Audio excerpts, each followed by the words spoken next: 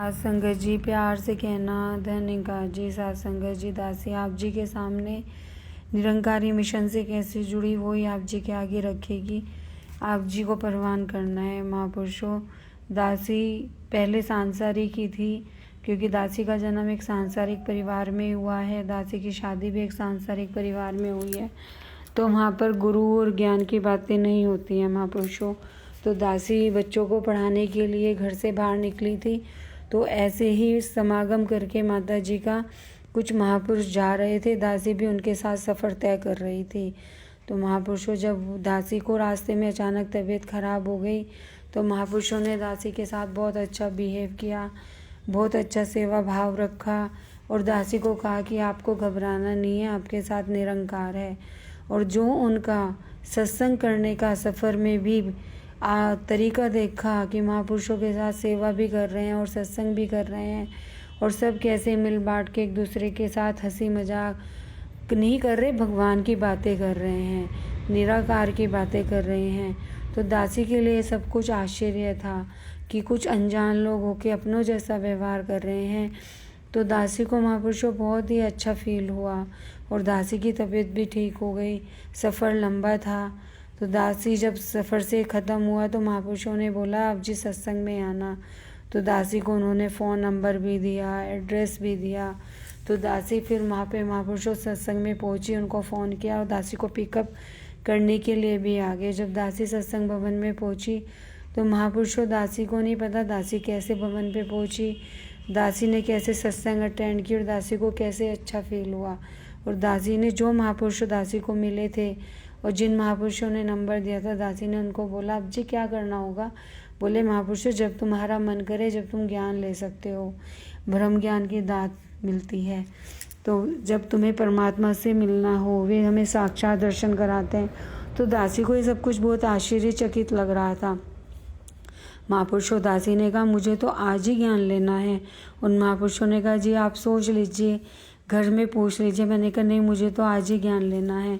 तो महापुरुषों दासी ने ज्ञान ले लिया और ज्ञान लेके आगे वो सब इतने मेरे को आशीर्वाद दे रहे थे कि आप बड़े भागों वाले हो, आप ऐसे मिले और एकदम से आपने ज्ञान ले लिया।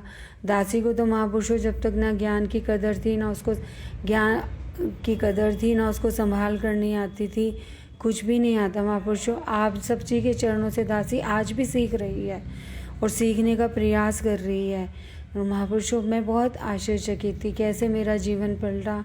महापुरुषों दासी ज्ञान लेके घर पे आ गई, बच्चों को बताया मैंने तो ज्ञान ले लिया। तो बच्चों को भी इतना कुछ समझ नहीं आया, क्योंकि एक्चुअली हमने कभी ये सब चीज़ें महापुरुषों नहीं देखी थी। तो दासी को उन महापुरुषों ने अपना नंबर दिया, कहा जब आपका मन हो जी आप जी बात कर लेना, और हर संडे सत्संग होती है, आप सत्संग में आना। तो दासी ऐसे ही महापुरुषों सत्संग में जाती रही। फिर दासी को जॉब की रिक्वायरमेंट थी और दासी को ज़रूरत भी थी कि जॉब करना है। दासी ने वहाँ पे महापुरुषों सबसे पहला एक्सपीरियंस है, दासी ने अरदास करी कि मुझे जॉब चाहिए, जॉब मिल जाए। तो जो महापुरुष दासी के साथ थे जिन्होंने मिलाया, तो उन्होंने बोला बहन जी आप जी अरदास करो और निरंकार जो आप जी के लिए अच्छा होगा वो ही करेगा। अगर आप जी के लिए जॉब अच्छा है तो आप जी को जॉब मिलेगा ज़रूर। तो महापुरुषों दासी ने ऐसे ही उनसे समझ के सीखा के जैसे उन्होंने सिखाया, दासी ने सीखा और अरदास की। तो महापुरुषों दासी को एक हफ्ते बाद जॉब मिल गई कि दासी को ज़रूरत थी। तो इसलिए निराकार हमारी ज़रूरतों को पूरा करता है। और दासी तो अपने को बड़े भागों वाली समझती है महापुरुषों कि दासी बच्चों के कारण बाहर निकली और निराकार से जुड़ी और इस मिशन से जुड़ी। दासी अपनी सारी जर्नी की बातें आप जी को बताएगी आज तक की। जब 2016 में दासी का ये सफ़र शुरू हुआ निरंकारी मिशन से, तो दासी आप जी को अगले एपिसोड में दासी आप जी को अपना अगला विचार सुनाएगी।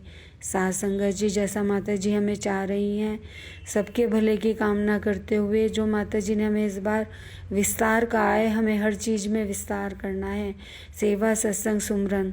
तो दासी आप जी के चरणों में अरदास करती है हम ऐसे बन पाएँ जैसा माता जी चाह रही हैं, और प्यार से कहना जी धन निरंकार जी।